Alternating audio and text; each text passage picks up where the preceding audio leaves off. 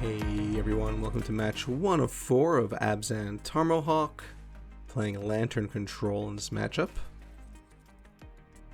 Deck was posted this morning. There's a link in the description of this video if you want to check out this deck, learn more about it. This is a revised version from last year. And we're playing the fun game of Lantern Control. So fun. Now, I've played plenty of matches against Lantern, and game 1 tends to always be the longest. It's usually because, they got the catch on you, and they got, they know what they're playing before you do, and with Lantern Control, that's a huge benefit. Now, I've definitely won game 1s, but they just last forever. That's really the main problem. I go for Cauldron because, well, as you can imagine, they're going to be going for Ensnaring Bridge ASAP. And Ensnaring Bridge is definitely going to become a problem because we have no real way of winning outside of combat damage in this deck. So once the Ensnaring Bridge comes down, it means we have to draw into our removal, and that's going to be tough because, well, at any given time they can, reshuffle our deck and get rid of potential removal. So right now we have a Godless Shrine on the top, so they're obviously going to let us draw that. And they have another Lantern on top of their deck, so they definitely want to draw that. There's Ensnaring Bridge. So there we go. The Cauldron we just went for is now useless, which means we're going to have to wait for proper removal. It's just how it's going to go.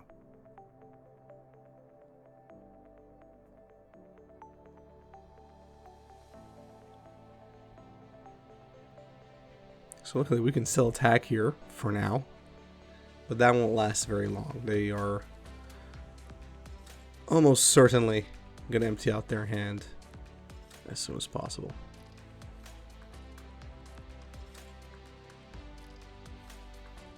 And Thoughtseize, unfortunately, is a card they're going to draw next.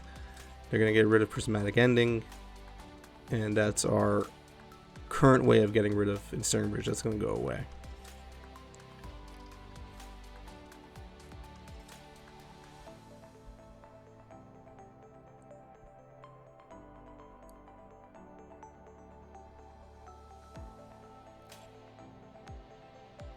So there's the Thoughtseize going to be coming down any second. Yep, there it is. I know what's going to happen here. I already know. Now you might be asking yourselves, why Delver? Why would you show us this match? Well, you know what? Because when I played this, I didn't concede out of spite. So if I suffer through it, you as my viewers and my fans are going to suffer through it with me. But no, seriously, I think it's still good to see how this deck plays, even against degenerate decks. And if you're ever wondering how to beat Lantern Control, well, hopefully this match will be of some insight to you. Again, with Ensnaring Bridge, which is one of their core pieces of the deck, it's going to be very hard to win. I can maybe try and go for the mill strategy, where I can just mill them, but that's going to be a long shot, let's be honest.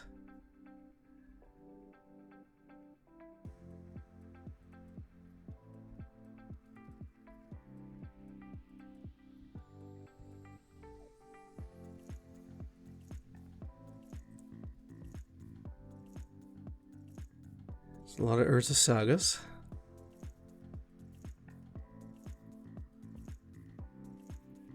There goes one Thieves Guild Enforcer, unfortunately.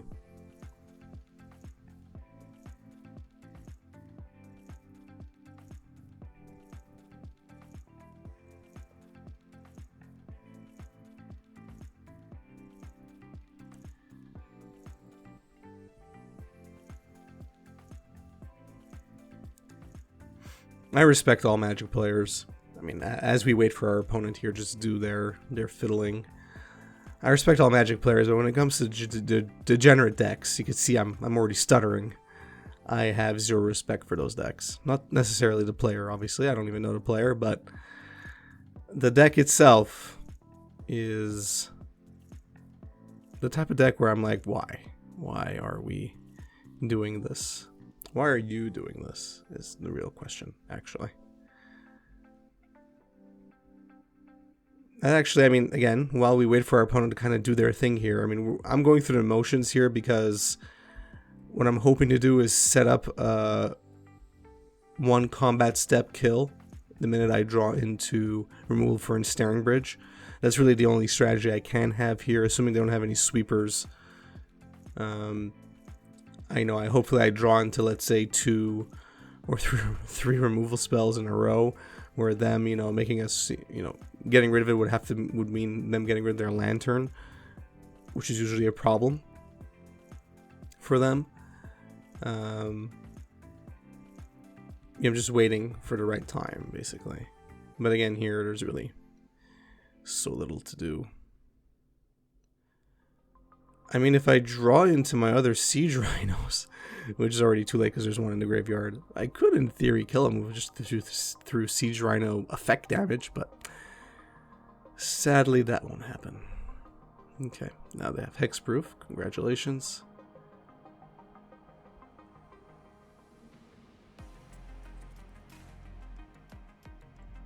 So as I was saying, yeah, I mean, decks like this, I mean, we're not playing a tournament here, so I can't claim that against this opponent, but usually when you play a spiky deck like this in a tournament where it's just kind of like a prison deck and catches you off guard, I don't know, I just don't like that kind of play. It's just not me, I guess. But here, this is just, tournament practice, so I hold nothing against my opponent.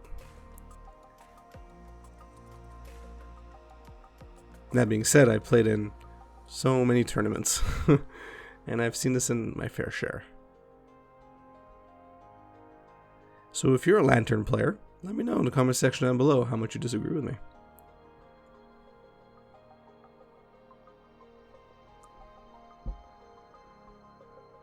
I have such a... So we see Vindicate is a card we need, but of course they're going to make us get rid of it. So this is the problem.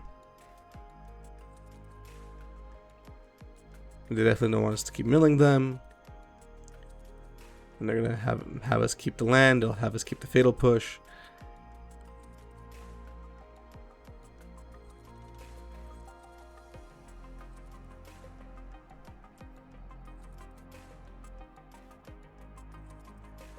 Usually when I play against decks like this, I also try and hold myself from doing like an auto concede, because I don't think, I mean, why give them that satisfaction?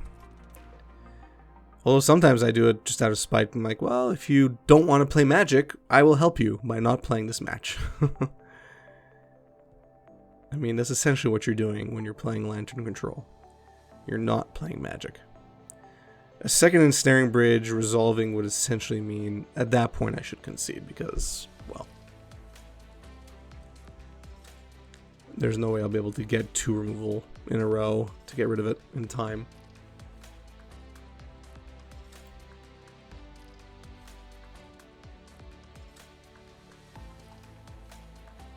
And with that many Codex Shredders, yeah, it's just not possible. But again, I stuck to it because I decided at this point, I don't care, I'm just going to go through it all.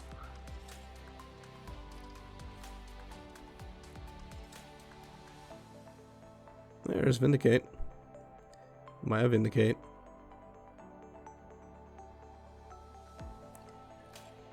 Second Ensnaring Bridge.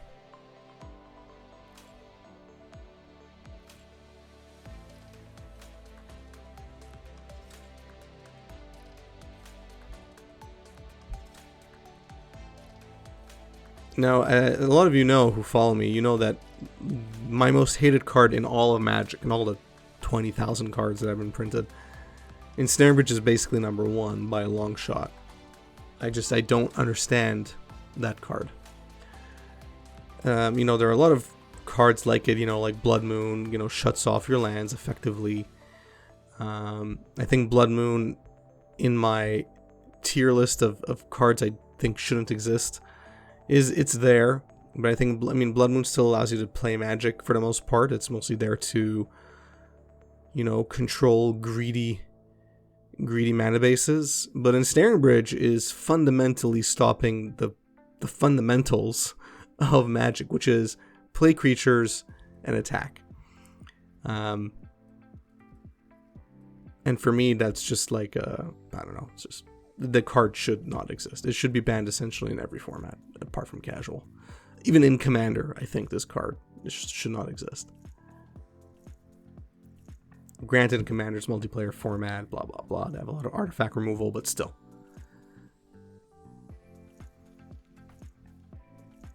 It's just a bad card.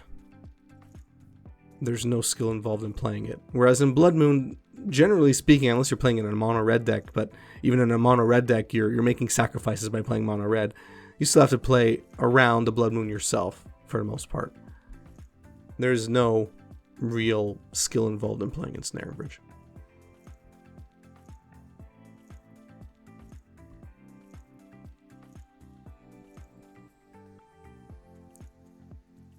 This game will be over soon, and I assure you the next two will be swifter and more satisfying. But I didn't want to fast forward through it all, because I also want to show you what this deck is like if you have never actually played against Lantern. So I figure instead of it being silent while my opponent plays with himself, or herself, or their self, I'll give my own commentary on how much I hate this deck. Again, not the player, the deck.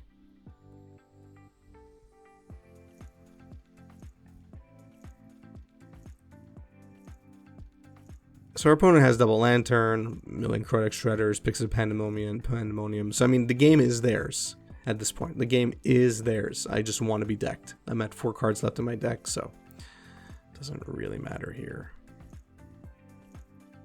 I mean, they could end it now. They should have just ended it for me. It would have been faster.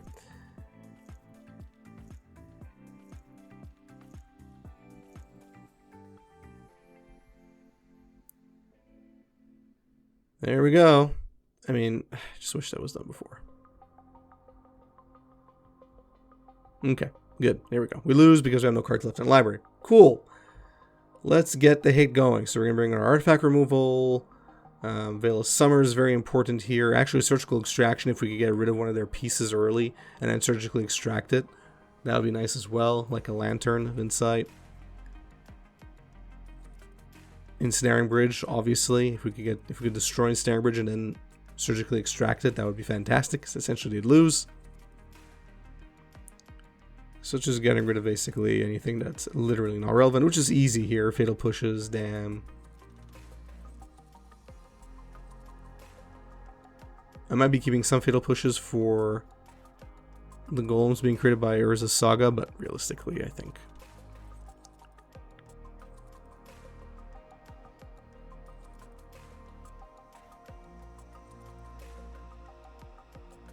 Okay, I think I'm overvaluing Fatal Push here. There we go. Cool. Alright, opening hand is good. Inquisition of Kozilek. Yeah. Pixis. I don't care if they Inquisition us right now.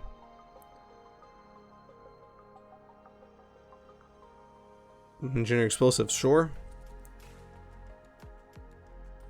So here I feel like I'm going to play Tarmohawk immediately. I want to be as aggressive as possible because, well, we all know what happened in game 1.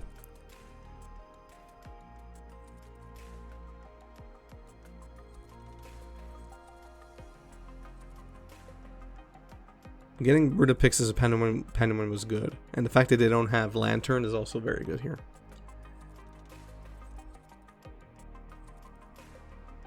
So, if I remember correctly, it's been a while. I think I do a very... I hate the high IQ expressions here, but I do like a 200 IQ play here. So I use my Vindicate to get rid of their lands, because I see they're a bit slow, and I want to kind of punish them for that. So I'm not... I mean, to cut them off black would be nice, but it wasn't necessarily my goal. For a deck like Lantern Control, cutting them off resources early when they're also staggering... is actually a good play. So here they're 1 mana short from what they would be, what they would have. It is a gamble because Vindicate could have been used for something a bit, you know, more pressing, like a Lantern. But here we got it, so it was the correct play. We put enough pressure on them. They wouldn't have gone into War. So War of Invention was my concern, because they would have been able to get whatever they wanted with it. Cutting them off of that land was what allowed me to, you know, what allowed me to stop them essentially from doing it, as you know, as much as possible. So that was the correct play. Our opening hand here is fine. No cards here that are specifically hating on Lantern. But another problem with Lantern is that you don't want to necessarily aggressively mulligan, because they're also going to pick apart your hand most likely. So just keep that in mind. So, you know, if you have a decent hand, it's not super strong, odds are you shouldn't mulligan unless there's something very specific you need to get. There, beautifully, Thieves Guild Enforcer gets rid of a Lantern of Insight, which is beautiful. Did its job, it's dead, fine. We'll play Stormforge next. I'll probably go get Cauldra again, because we want to put as much pressure as possible.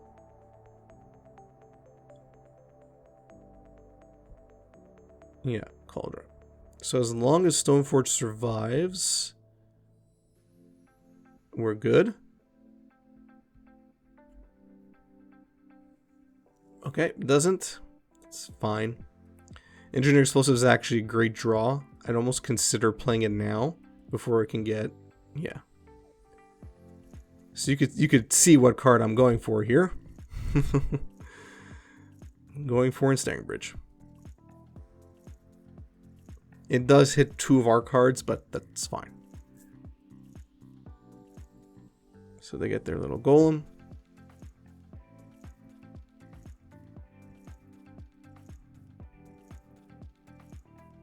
They play their Lantern. Cool. So I get to get rid of that War of Invention, which is great.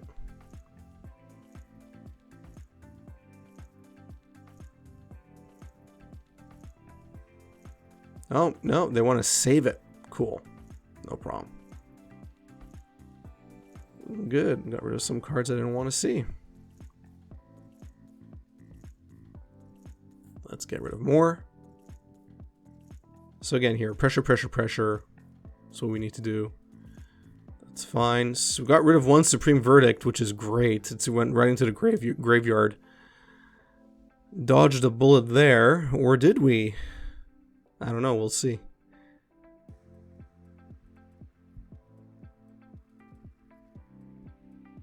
So we could play Maul the Skyclaves here and get it auto attached to Thieves Guild Enforcer, which is hilarious. And let's go for it. Boom. I am overcommitting a little bit here, but I mean, how many board wipes can our opponent possibly have?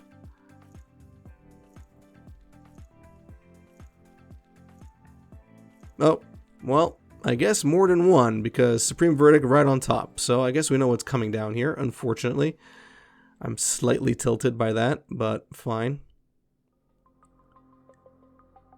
Does get rid of their golem, which is, I suppose, okay. Draw land. They may have to sacrifice their Lantern here if they don't want us to draw Siege Rhino. I mean, yeah. Okay, Pithing Needle, sure. Not really concerned. I mean, yeah, it sucks for Engineering Explosives, but what are you gonna do? Okay, let us keep it. I'm happy with that.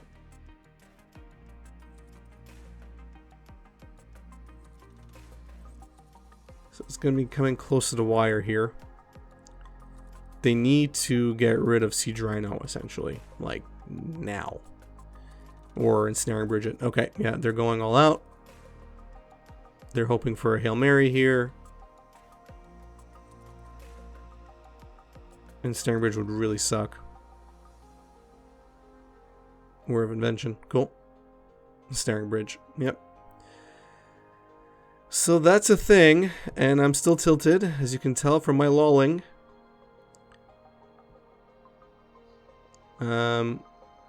Ironically, I get to 7 mana, I think. But I'm not going to use it right now. So our opponent getting lucky as heck. But they are also now in top deck mode, so... So we're both in top deck mode. I just need to draw removal. There we go, and it's GG.